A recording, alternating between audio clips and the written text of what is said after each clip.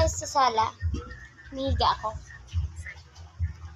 Gusto ko na kumain kaso ewan kung tinan ko lang yung kanin.